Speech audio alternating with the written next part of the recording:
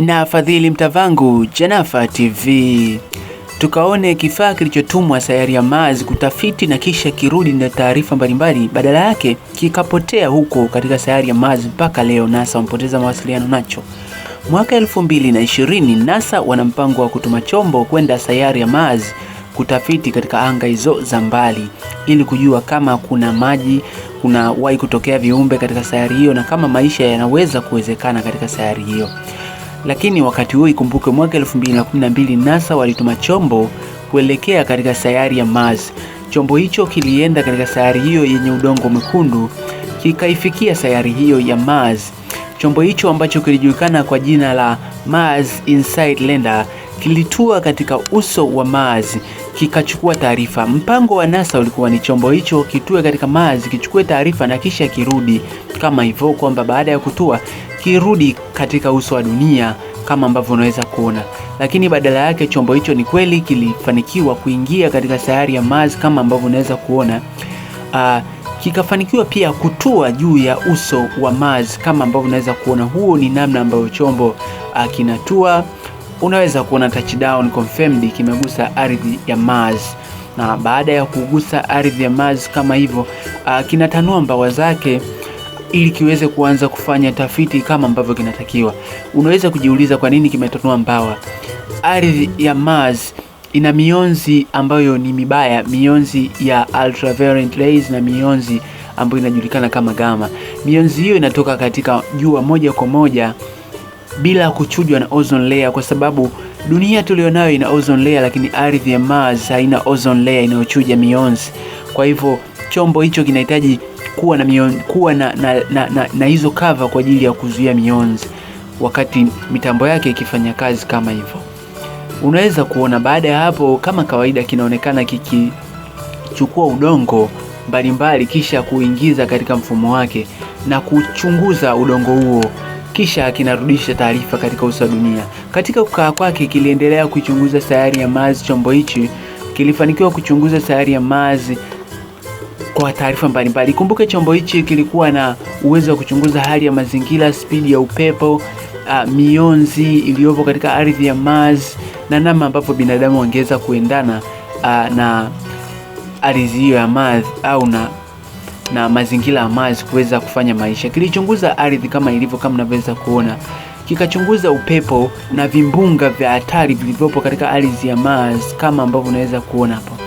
Hivyo ni vimbunga ambavyo huzunguka katika ardhi ya Mars. Kwa hivyo kilikuwa kikirudisha taarifa moja kwa moja kwa wanasayansi wa NASA. Lakini pia kinaenda kuchunguza kreta inayopatikana katika ardhi ya Mars kama ambavyo unaweza kuiona kreta hiyo.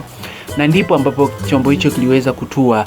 Wanasayansi wa NASA katika ofisi zao kama ambavyo unaweza kuona walikuwa wakiendelea kupata taarifa mbalimbali kutoka katika chombo hicho moja kwa moja. Taarifa hizo walikuwa ikipokea zilianza tangu chombo hicho kikishuka katika ardhi ya Mars kama ambavyo unaweza kuona na jinsi kilivyoanza kushuka katika ardhi ya Mars. Lakini pia walipewa taarifa kilipoanza kufanya tafiti mbalimbali ikiwemo kuchukua udongo katika ardhi ya sayari yenye udongo mwekundu kama ambavyo unaweza kuona.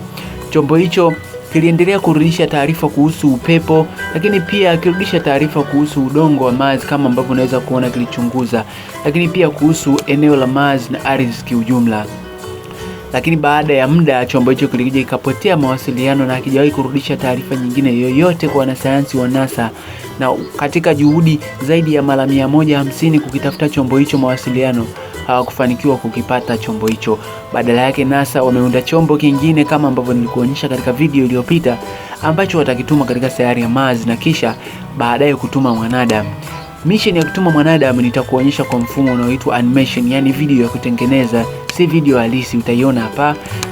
Animation ni kama hii hapa.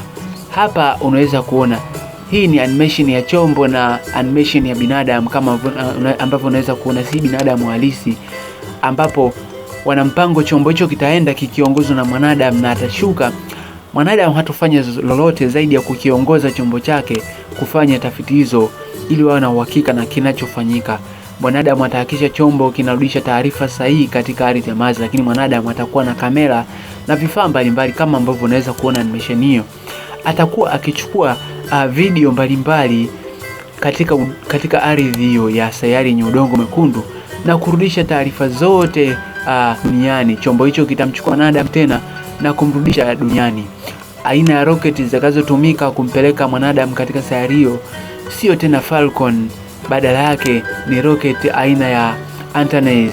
Antares ni rocket ambazo zimeonekana zina uimara zaidi na ndipo zina uwezo zaidi, na kwa hivyo kampuni hiyo imeamua kutengeneza rocket maalum kwa ajili ya kupeleka wanasayansi katika sayari ya Mars, tofauti na kampuni nyingine ambazo zimekuwa zikipeleka vyombo katika ardhi ya Mars. Sasa basi, wewe unadhani kwa kuwa wanaenda kufanya utafiti katika ardhi hiyo yenye udongo mwekundu, je, unadhani ni sahihi na waendelee kufanya tafiti hizi katika sayari hiyo yenye udongo mwekundu? Na je, unadhani watafanikiwa maisha katika sayari ya Mars ikiwa sayari haina maji, haina hewa ya oxygen, haina mionzi inayostakiwa, yani hakuna ozone layer inayozuia mionzi mibaya kuvifikia viumbe? Yani kwa lugha nyepesi, ukiingia ardhi ya Mars kikawaida utadhurika kwa sababu mionzi inayofika haijapatana na ozone layer ambalo linachuja. Lakini pia hakuna unyevu wala hakuna rutuba kwenye udongo na hakuna viumbe wengine wanaweza kusababisha kuwe na ecosystem au mwingiliano kati ya kiumbe na kiumbe. Wakati ukituambia je, unadhani watafanikiwa na unadhani waendelee?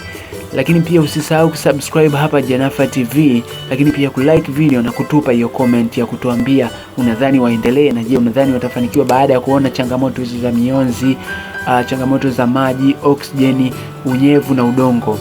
Karibu sana.